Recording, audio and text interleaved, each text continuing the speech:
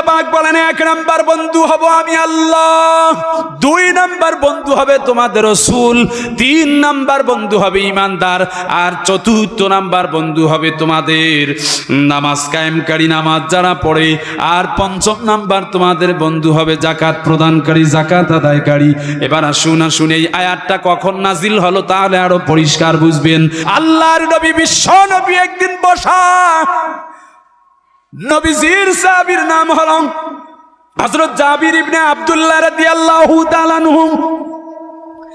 এই জাবির ইবনে আব্দুল্লাহ রাদিয়াল্লাহু তাআলা আনহু তিনি বর্ণনা করলেন, তিনি বলেন হযরত আব্দুল্লাহ ইবনে সালাম রাদিয়াল্লাহু তাআলা আনহু আল্লাহর নবী বিশ্ব নবী নবীজির সাহাবী হযরত জাবির ইবনে আব্দুল্লাহ রাদিয়াল্লাহু তাআলা আনহু তিনি বর্ণনা করেন হযরত আব্দুল্লাহ ইবনে সালাম আল্লাহর নবী বিশ্ব নবীর দরবারে যাইয়া আরজ করলেন, ইয়া রাসূলুল্লাহ, ইয়া হাবিবাল্লাহ, নবী গো, ও নবী, এই সময় আমাদের মাঝে 2টা গোত্র আছে। গোত্র শব্দের অর্থ হলো বংশ। 2টা গোত্র আছে, 2টা বংশ আছে। একটা বংশের নাম হলো বনু কুরাইজা, আর একটা বংশের নাম হলো বনু নজির গোত্র।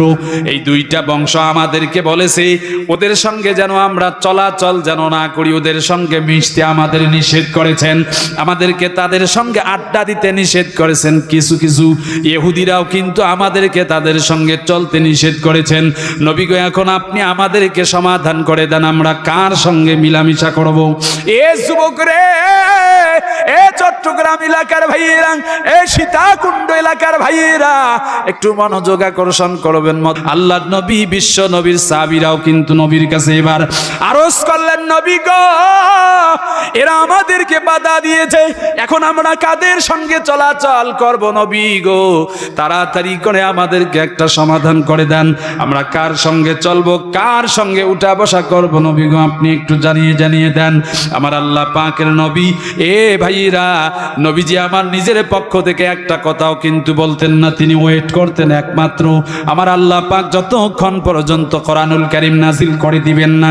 নবীজি তো নিজের পক্ষ থেকে কোনো কিছুই বলতেন না। আল্লাহর নবী বিশ্ব নবী অপেক্ষা করতেছেন, ওয়েট করতেছেন নবীজিকে যতক্ষণ পর্যন্ত আল্লাহ জানিয়ে দিবেন না, ততক্ষণ পর্যন্ত নবীজি আমার কোনো কথাই বলেন নাই। একবারে যায় জিবরাইল আমিন নবীর দরবারে আসলেন, ডাক দিয়ে বললেন, ইয়া রাসূলুল্লাহ, ইয়া হাবিবাল্লাহ, ও নবী, আপনি এতক্ষণ ধরে আপনি ওয়েট করছেন, ওই সাহাবীদের কথার উত্তর দিবেন। নবী গো, আমি আপনাকে জানিয়ে দেই, ও নবী, আপনি এখন জানিয়ে দেন তাদেরকে। আমার আল্লাহ পাক কোরআন নাজিল করে দিয়ে এটার সমাধান দিয়েছেন, ইন্নামা ওয়ালিয়ুকুমুল্লাহু ওয়া রাসূলুহু ওয়াল্লাযীনা আমানুল্লাযীনা ইউকিমুনাস সালাতা ওয়া ইউতুনাজ যাকাতা ওয়া হুম রাকিউন।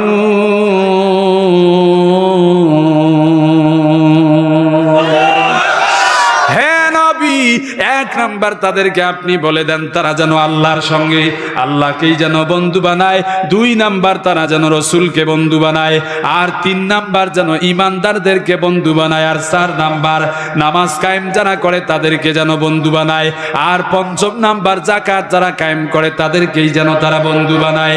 আমার ভাইয়েরা,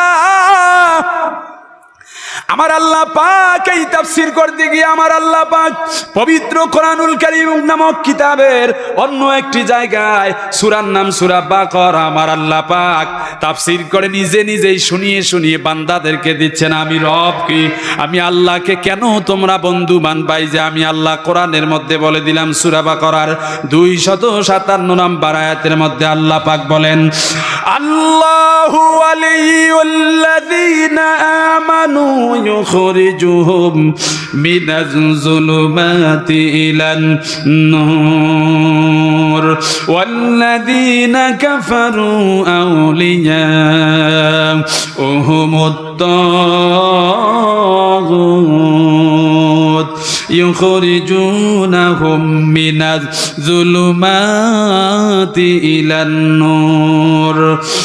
আল্লাহ পাক বলেন, হে নবী, আমাকে তারা কেন অভিভাবক মানবে, কেন তারা বন্ধু হিসাবে মানবে? আমি আল্লাহ পাক তাদেরকে তাফসীর করে করে শুনাইলাম। আল্লাহ তাদের অভিভাবক, যারা ঈমান এনেছে, আল্লাহ তাদের জন্য অভিভাবক, তিনি অন্ধকার থেকে বের করে আলোর দিকে নিয়ে যান। আর যারা কুফরি করে তাদের অভিভাবক হলো শয়তান, তাদের অভিভাবক হলো শয়তান।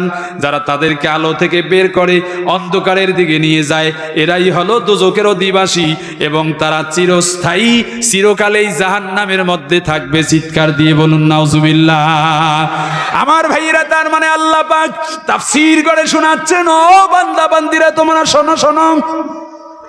কেউ যদি আমি রবকে, আমি আল্লাহকে যদি তোমরা অভিভাবক হিসাবে গ্রহণ করে নিতে পারো, আমি আল্লাহকে কেউ যদি তোমরা বন্ধু হিসাবে অলিয়ুন বন্ধু বানাইতে পারো, আমি আল্লাহ পাক তোমাদের আপন হয়ে যাব আর তোমাদেরকে আলোর দিকে নিয়ে আসবো। আর মনে রাখো, যেই মানুষগুলো তোমাদেরকে অন্ধকারের দিকে নিয়ে যাচ্ছে, অন্ধকারের দিকে তার মানে শয়তানের রাস্তায় যেই মানুষগুলো তোমাদেরকে নিয়ে যাচ্ছে, এই যে ব্রাজিলের দিকে যারা তোমাদেরকে নিয়ে যায়, এই যে আর্জেন্টিনার দিকে যারা তোমাদেরকে নিয়ে যায়, খেলা যেই দিন শুরু হয়, দেখবেন কিছু কিছু ছেলেরা বলে, চলো রে আজকে আর্জেন্টিনার খেলা আছে। আস্তে কেন, আস্তে কেন, জোরে বলেন। ব্রাজিলের যেই দিন খেলা হয়, বলো তোমরা, চলো চলো আজকে ব্রাজিলের খেলা আছে, চলো। ইনশাআল্লাহ ব্রাজিল জিতবে। কয় না, কয় না, কয় না, কয় না। ইনশাআল্লাহ নাকি ব্রাজিল জিতবে, ইনশাআল্লাহ নাকি আর্জেন্টিনা জিতবে। কিরা আল্লাহর নাম গ্রহণ করে তুমি মুনাফিকি করলা, আল্লাহর নামের সঙ্গে তুমি বাটপারি করলা। ইনশাআল্লাহ কোন জায়গায় বলতে হয় তুমি কি এটা ভুলেই গেছো? আরে শয়তানদের আড্ডায় তুমি যাইবা, ওই জায়গায় যদি তুমি বলো যে ইনশাআল্লাহ আজকে ব্রাজিল জিতবে, আর্জেন্টিনা জিতবে, ইনশাআল্লাহ আমি অবৈধ কাজে যাচ্ছি, ওই জায়গায় যদি তুমি ইনশাআল্লাহ লাগিয়ে দাও, এতে করে বোঝা যায় তোমার ভিতরে এখন পর্যন্ত ঈমানের পরিপূর্ণতা আসে নাই, এখন পর্যন্ত তুমি কিন্তু মুনাফিকদের দলের মধ্যে গেছো। চিৎকার দিয়ে বলুন ঠিক কিনা। এ আমার দাদা ভাইরা, অনেকগুলোন কথা, আমি অনেকগুলোন কথা কোনটা বলি আর কোনটা না বলি, এই যে দেখুন দেখুন, আরেকটা বাস্তব মিল করে দিয়ে যায়। আল্লাহকে বন্ধু হিসাবে যারা গ্রহণ করেছে, তারাই তো কেবল ফাঁসির মঞ্চ পর্যন্ত বরণ করে নিয়ে আজকে তারা জান্নাতি হয়ে গেছে। চিৎকার দিয়ে আওয়াজ দিয়ে বলুন ঠিক কিনা। আল্লাহর নবী, বিশ্ব নবী, আমার ভাইয়েরা বাস্তব উদাহরণ দিয়ে যায়। নবীজির একজন সাহাবী, নাম হলো উমাইর ইবনে হাম্মাম রাদিয়াল্লাহু তাআলা আনহু। 20 থেকে 22 বছরের, মানে 20 থেকে 22 বছর বয়স। আল্লাহর নবী, বিশ্ব নবী এবার বদরের প্রান্তরে দাঁড়িয়ে দাঁড়িয়ে আবু জেহেলের বিরুদ্ধে যুদ্ধ করার জন্য, জিহাদ করার জন্য তরবারি হাতে নিয়ে ওই আবু জেহেলের বিরুদ্ধে জিহাদ করার জন্য, যুদ্ধ করার জন্য নবীজি আমার ডাক দিয়ে বলছেন, সাহাবীরা তোমরা শোনো শোনো, তোমরা ওই আবু জেহেলের বিরুদ্ধে যদি তোমরা তরবারি ধরতে পারো, ওই আবু জেহেলের বিরুদ্ধে যদি তোমরা যুদ্ধ করতে পারো, তাহলে আমি নবীজি সাক্ষী দিলাম, আল্লাহ পাক আকাশ থেকে জমিন বরাবর পর্যন্ত, উত্তর থেকে দক্ষিণ প্রান্তর পর্যন্ত, পূর্ব থেকে পশ্চিম প্রান্তর পর্যন্ত, তার মানে পৃথিবীর সমন্বয়ে